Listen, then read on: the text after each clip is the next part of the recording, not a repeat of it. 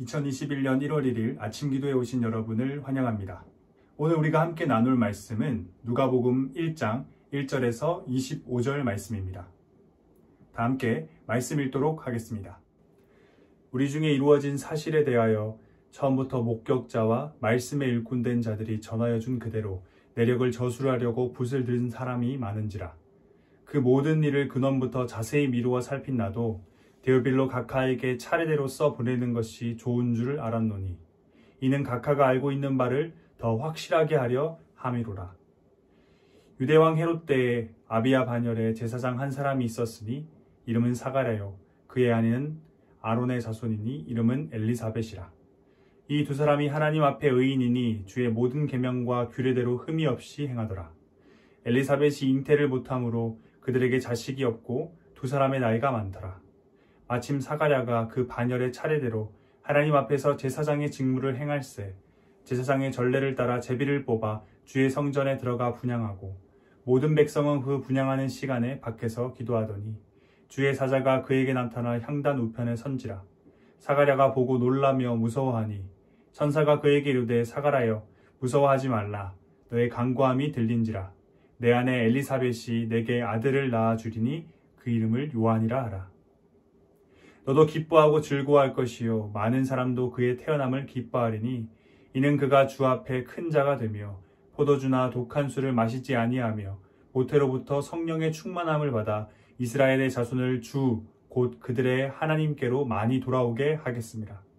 그가 또 엘리야의 심령과 능력으로 주 앞에 먼저 와서 아버지의 마음을 자식에게 거스르는 자를 의인의 슬기에 돌아오게 하고 주를 위하여 세운 백성을 준비하리라. 사가랴가 천사에게 이르되 내가 이것을 어떻게 알리요? 내가 늙고 아내도 나이가 많으니이다. 천사가 대답하여 이르되 나는 하나님 앞에 서 있는 가브리엘이라. 이 좋은 소식을 전하여 내게 말하라고 보내심을 받아노라. 보라, 이 일이 되는 날까지 내가 말 못하는 자가 되어 능히 말을 못하리니 이는 내가 내 말을 믿지 아니함이거니와 때가 이르면 내 말이 이루어지리라 하더라. 백성들이 사가랴를 기다리며 그가 성전 안에서 지체함을 이상히 여기더라. 그가 나와서 그들에게 말을 못하니 백성들이 그가 성전 안에서 환상을 본 줄 알았더라. 그가 몸짓으로 뜻을 표시하며 그냥 말 못하는 대로 있더니 그 직무의 날이 다 되매 집으로 돌아가니라. 이후에 그의 아내 엘리사벳이 잉태하고 5달 동안 숨어 있으며 이르되 주께서 나를 돌보시는 날에 사람들 앞에서 내 부끄러움을 없게 하시려고 이렇게 행하심이라 하더라. 아멘. 1절부터 한번 살펴보겠습니다. 1절에 기록된 우리 중에 이루어진 사실은 예수 그리스도의 오심에 대한 성취, 다시 말해서 약속대로 예수 그리스도께서 이 땅에 오신 것을 의미합니다. 이어지는 2절에 전하여 준 그대로라는 표현은 누가복음을 기록하고 있는 누가가 예수 그리스도의 사역을 직접 보고 들은 게 아니라 전해 들었다라는 것을 의미합니다. 4절에서 누가는 누가복음을 기록한 목적이 무엇인지를 보여주고 있는데요. 누가가 이렇게 말합니다. 데오빌로 각하가 이미 알고 있는 바를 더 확실하게 하기 위해서 누가복음을 썼다라고 기록하고 있습니다. 이미 알고 있는 바를 확실하게 한다는 건 누가복음은 복음을 모르는 자들을 위해서 쓰인 것이 아니라 이미 복음은 한번 들어서 알고 있지만 더 확실히 알아야 하는 초신자를 위해서 쓰였다는 것을 우리는 확인할 수 있습니다. 여기까지가 누가복음의 1장 서원에 해당하는 내용입니다. 이어지는 5절을 한번 살펴보겠습니다. 5절의 시작은 유대왕 헤롯 때입니다. 이 유대왕 헤롯 때라는 것은 단순히 어떠한 시간을 의미하는 게 아닙니다. 어떤 때였다라는 것을 나타내는 게 아닙니다. 우리가 가끔 누구누구 정권 때 혹은 누구누구 정권 때였으면 이런 표현을 종종 하곤 하는데요. 그 의미는 굉장히 상징적인 의미를 가지고 있습니다. 그 정권 때 있었던 시대, 모습, 어떤 시대상을 나타내는 상징적인 의미죠. 유대왕 헤롯 때 또한 이런 상징적인 의미를 가지고 있습니다. 그래서 유대왕 헤롯 때라고 하면 어떤 상징이냐? 유대왕 헤롯 때라고 하면요, 가장 암울하고 어두웠던 시기를 의미합니다. 말라기 이후로 400년 동안 하나님께서는 침묵을 하고 계셨던 그 시대를 의미합니다. 이런 암울하고 어두운 시기에 사가랴와 엘리사벳 부부가 등장합니다. 5절에서 사가랴는 아비야 반열에 속한 제사장이었다라고 기록을 하고 있는데요. 여기서 이 반열이라는 건 쉽게 말해서 반을 의미합니다. 몇 반, 1반, 2반, 3반처럼 반을 의미합니다. 당시 제사장들은 24개의 반열에 속해 있었는데요. 기록에 따르면 제사장들의 총수가 2만 명에서 한 2만 5천 명 정도 되었다고 기록이 남아 있습니다. 그러면 한 반열에 24반열이니까 한 반열에 대략 제사장 수가 대략 1000명 정도 되었다고 볼 수 있는 겁니다. 역대상 24장 10절의 기록에 따르면 사가랴가 속해 있던 이 아비야의 반열은 8번째 반열이었습니다. 1000명 정도 구성된 24개의 반열은 차례대로 돌아가면서 성정 봉사를 했습니다. 오늘 본문에도 그게 기록되어 있는데요. 8절입니다. 마침 사가랴가 그 반열의 차례대로 하나님 앞에서 제사장의 직무를 행할세.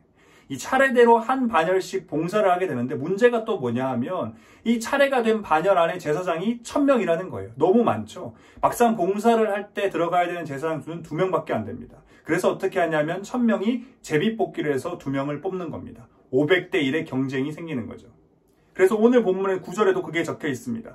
제사장의 전례를 따라 제비를 뽑아 주의 성전에 들어가 분향하고, 이 500대 1의 경쟁을 뚫고 사가랴가 제사장의 직무를 수행하기 위해 뽑힌 겁니다. 24개의 반차가 차례대로 돌아가면서 봉사를 하게 되고, 또 차례가 온다고 해도 1000명 중에 2명밖에 뽑지 않기 때문에 오늘 본문에서 사가랴가 제사장의 봉사를 위해 뽑혔다는 건 굉장히 어려운 사건이란 걸 알 수 있습니다. 뒤에서 우리가 확인할 수 있지만 이건 하나님의 놀라운 계획 안에 포함된 것이었습니다.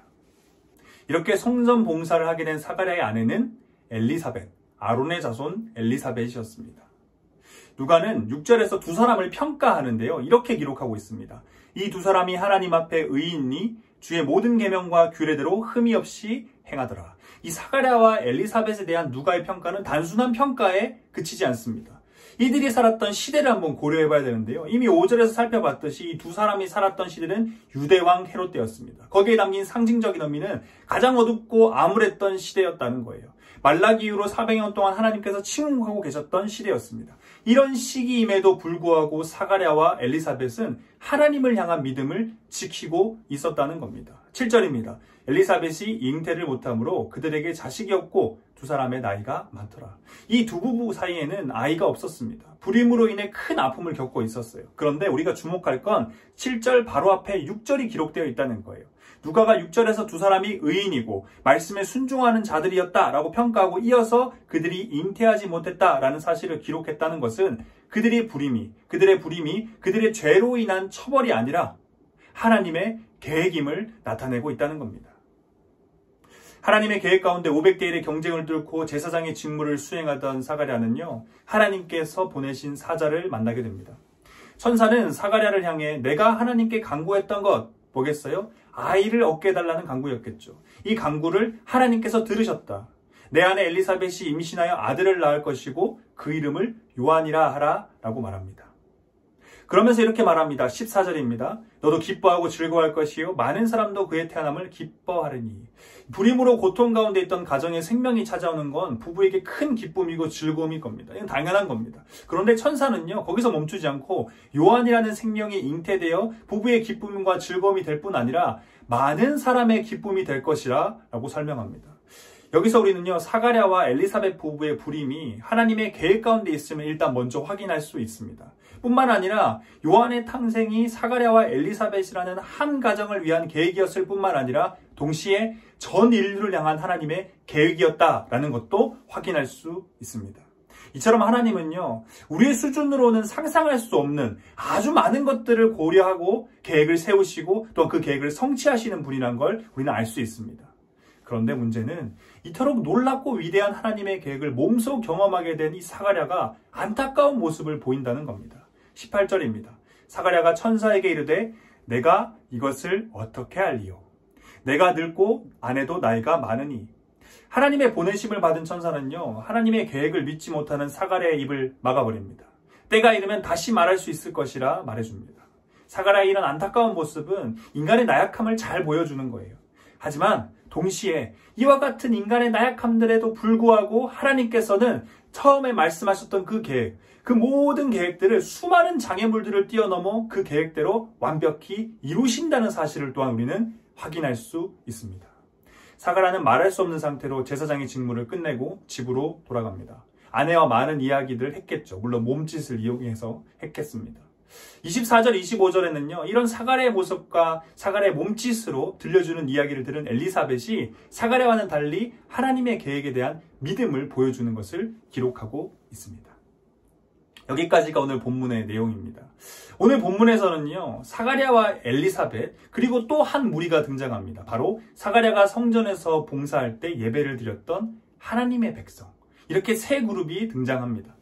그런데 이들 모두는요. 한 가지 공통점이 있습니다. 바로 기다리는 자들이었다는 겁니다. 말라기 이후에 하나님께서 침묵하셨던 이 400년이라는 긴 시간 가운데 이스라엘은 가장 암울하고 어두운 시기 가운데 있었습니다. 그 가운데 어떤 이들은요. 하나님을 떠나기도 했어요. 배교하기도 했습니다. 근데 또 어떤 이들은 수많은 유혹과 시험 가운데도 그럼에도 불구하고 여전히 하나님을 믿는 자들도 있었습니다. 사가랴와 엘리사벳 그리고 성전에서 예배를 드렸던 백성들이 바로 그런 자들이었습니다. 그리고 그들은요. 하나님께 대한 믿음을 가지고 있었기 때문에 지난 400년 동안 하나님께서 침묵하고 계셨음에도 불구하고 하나님을 기다렸던 자들입니다. 하나님께서 약속했던 메시아를 기다렸던 자들이라는 겁니다. 그리고 하나님께서는요. 특별히 사가랴와 엘리사벳에게는 하나님 자신을 기다리는 것뿐 아니라 태중의 생명에 대한 기다림 또한 그들에게 주셨습니다. 그러니까 두 종류의 기다림을 가지도록 만드신 거죠. 생명에 대한 기다림과 이 메시아에 대한 기다림은요. 근데 결과적으로는 별개의 기다림이 아닌 동일한 기다림이었습니다. 하나님께서는 두 기다림을 오늘 본문 가운데 겹쳐서 보여주고 계세요. 사가랴와 엘리사벳이 아들을 기다리는, 생명을 기다리는 그 기다림이 또한 동시에 메시아는 기다림으로 함께 겹쳐져 있다는 겁니다. 그러면서 무엇을 보여주시냐면 하나님께서 일하시는 방식을 보여주세요. 그리고 또한 기다림이 얼마나 간절한지를 보여주시고요. 동시에 그 기다림의 성취가 얼마나 감격스러운지를 알려주고 계십니다. 의도적이었다는 것이죠. 하나님에 대한 기다림의 모습은요. 사가랴와 엘리사벳의 이름의 뜻에서도 우리는 확인할 수 있습니다. 사가랴의 이름의 뜻은 하나님은 언약을 기억하고 계신다라는 뜻입니다. 그리고 엘리사벳의 이름의 뜻은 하나님은 신실하시다라는 뜻입니다. 이 부부의 이름의 뜻을 한번 합쳐보면 다음과 같습니다. 하나님은 언약을 기억하고 계시며 신실하게 이루시는 분이다. 사가랴와 엘리사벳의 이름처럼 사가랴와 엘리사벳 그리고 성전으로 나아가 여전히 예배의 자리를 지켰던 백성들은요. 하나님은 언약을 기억하시고 계시며 신실하게 이루시는 분임을 그들은 믿고 알고 있었던 자들이었습니다. 그래서 그들은 그런 하나님을 계속 포기하지 않고 기다리고 있었던 겁니다. 오늘 본문에 드러나는 이 기다림은요. 파수꾼의 기다림과 같습니다. 파수꾼이 기다리는 것, 이 기다림에는 두 가지 특징이 있는데요. 하나는 간절함입니다. 아침을 기다리는 파수꾼은요. 그 누구보다 간절해요. 그 어느 때보다도 이 아침에 대한 기다림이 간절합니다. 그리고 또 다른 특징 한 가지는 뭐냐면 파수꾼의 기다림은 반드시 끝이 있다는 겁니다. 그가 기대했던, 그토록 간절히 기대했던 아침은 반드시 찾아옵니다. 그 누구도 그 무엇도 이 아침이 오는 것을 막을 수가 없어요. 늦출 수도 없습니다.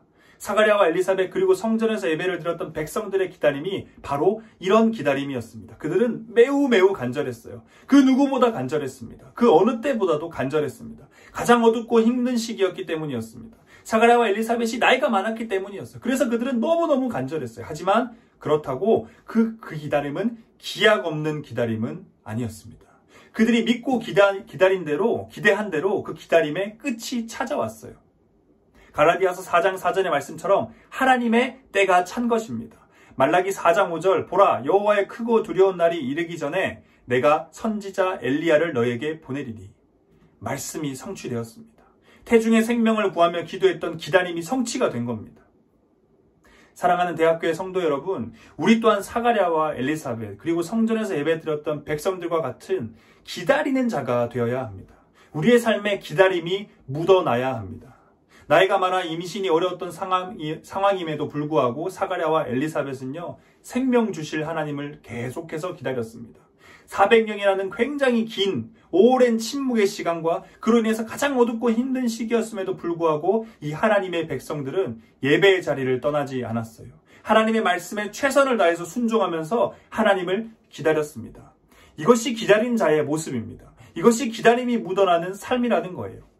예수 그리스도의 재림을 기다리고 있는 우리 또한 이러한 삶의 태도가 있어야만 합니다.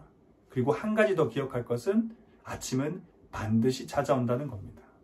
세례 요한의 탄생은요, 사가랴와 엘리사벳의 가정의 기다림의 끝이고 말라기 4장의 예언의 성취였습니다. 그리고 한 걸음 더 나아가서는 구약에서 끊임없이 예언되었던 예수 그리스도의 오심에 대한 성취였습니다. 파수꾼이 그토록 간절하게 기다렸던 아침이 찾아왔다는 거죠. 아침은 반드시 옵니다. 예수 그리스도의 재림을 기다리는 우리 또한 반드시 오실 것을 기억해야 합니다. 400년의 침묵의 시간 동안 가장 깊고 어둠 가운데 있던 세상은요, 아침을 기다리는 하나님의 백성을 조롱하고 시험하고 협박했습니다. 해는 뜨지 않을 것이라. 이제는 포기하고 어둠에 적응하며 새로운 살 길을 찾으라 라고 말했습니다.